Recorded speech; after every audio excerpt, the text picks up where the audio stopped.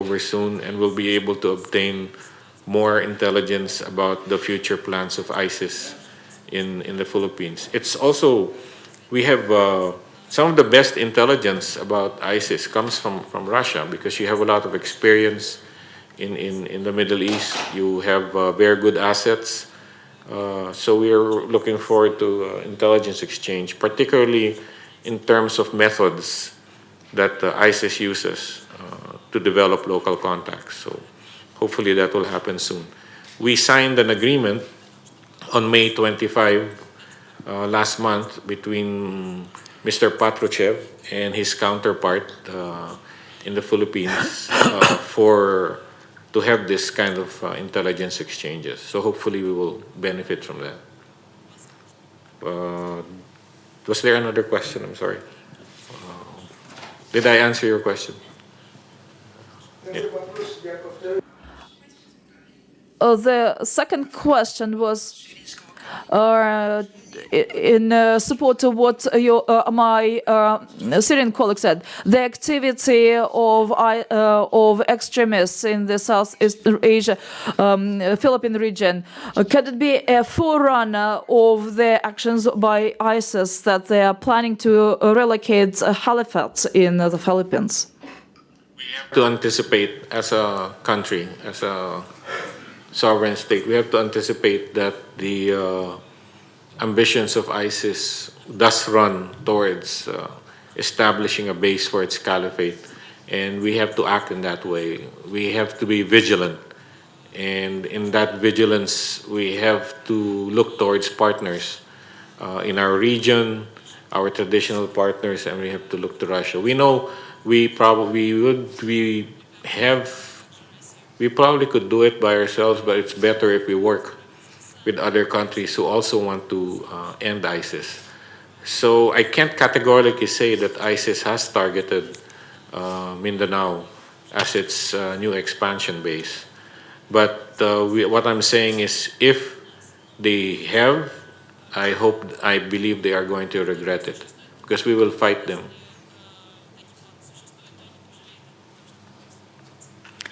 Пожалуйста, еще. More questions. Please introduce yourself. Good afternoon. Thank you very much for this very interesting presentation. My name is Isa. I'm a Russian journalist of Syrian background. First of all, I would like to admire your president, who said no to a visit to the United States and arranged a visit to meet Mr. President Putin. Do you think that the latest attacks were staged, or it is the United States who stand behind those attacks that happened in the Philippines? And beware of the workforce that is returning to the Philippines may be very much engaged. They could have been brainwashed by ISIS in the Middle East. So some of them are very eager to go for acts of terror. I disagree with my colleague Michael. There is no Islamic terrorism or Philippine terrorism or some other terrorism. There is just international terrorism. Thank you very much, Mr. Isa.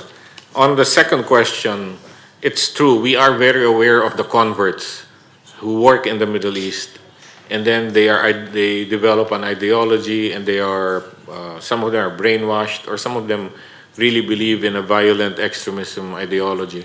And we are aware of this, and some of them have come home, some of them have engaged in activities that's against the law, and they have been arrested. Under Philippine law, you can think of many bad things, but you cannot be arrested for thinking these things. There has to be an external act. So they have been identified, and once they commit a crime, they have been arrested. On your first question, it's very intriguing, Mr. Isa. I've read some articles about United States benefiting from what's happening in Marawi. It's the United States continues to be an important friend of the Philippines. We have some differences in opinion on how to proceed with our relationship, but it's always an important relationship. We still have 2 million Filipinos in the United States. They are number one economic partner. Culturally and history, we're very tied. But what's happening now is we're expanding the notions of the concept of our independent foreign policy to rely less on the United States. Now the question is, this change in policy of a more independent foreign policy, has it led to the United States trying something in Mindanao to bring us back to them, for us to go back to them, ask for more guns, ask for more this, or ask for more help? It's very difficult for us to say it, Mr. Isa. I'm sure in the minds of many, it's a possibility, but we have no direct proof of it. If it's the Americans who are doing it, they're probably doing a good job. They're probably hiding all the evidence of being able to do it. And I doubt if we'll be able to find it. So what I'm saying is we have no basis to conclude, except as a hypothesis, that this thing is being done by the United States. What we do know is there are groups in Mindanao, whether they are encouraged by the United States or not, who are determined to establish an extremist regime in Mindanao, to establish a government that's based on extremist ideology. And these people probably don't need to be told by the United States to do this or to do that. They will do these things, and we will always be there to fight them. Thank you, Mr. Isa. That's a tough question. Так, еще вопрос. Теперь дайте... Well, I'll give an easy question now.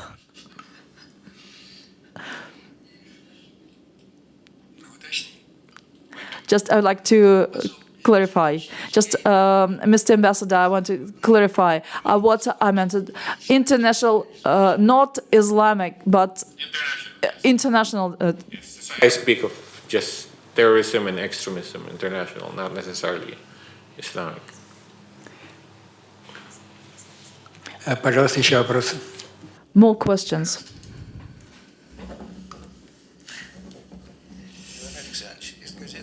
Ivan Alexandrovich from newspaper advisor to the president. Can we step aside from the military topic a bit? Except for the common Independent Day, we also have similar colors in our flags, white, blue, and red. But we have some ministries that you do not have. Ministry of Education, Ministry of Culture, Ministry of Health.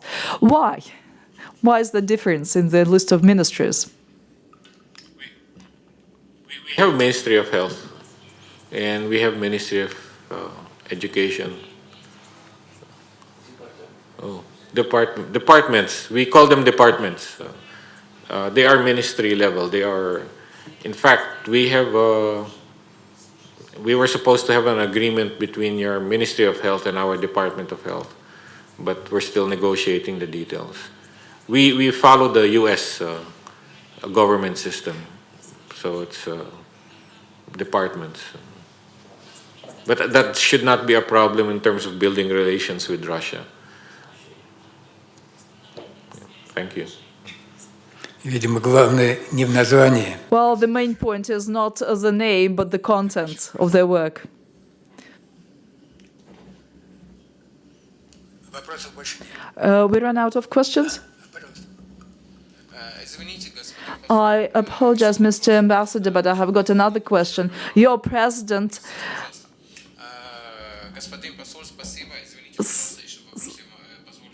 I will allow myself to ask another question. Your president is getting very popular through the statements made about President Trump and about Pope. Who will be the next to hear a strong word from your president?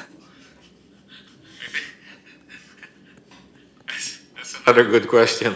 I wish I had a crystal ball. I could predict. My president has his own mind.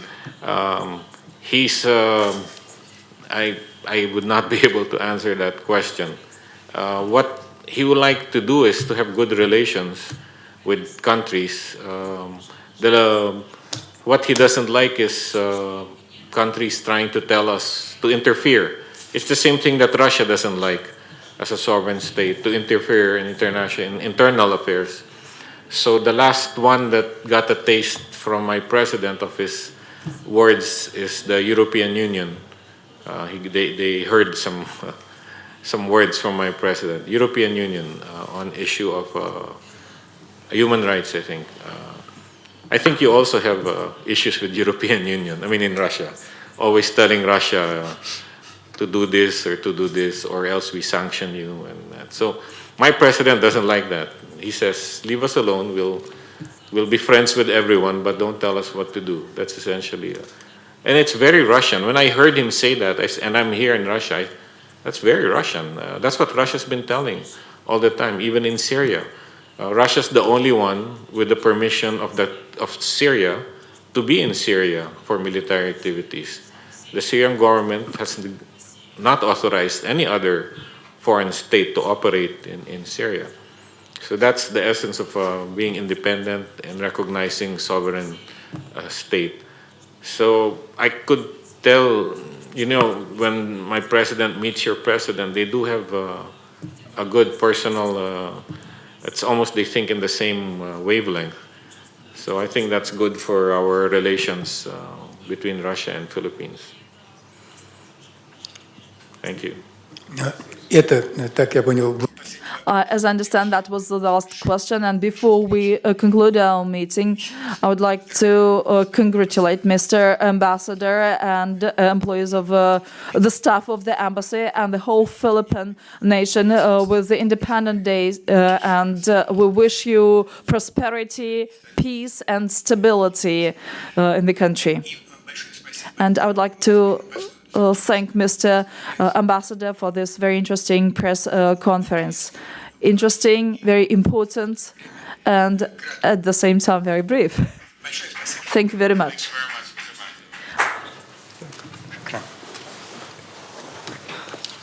Thank you, everyone.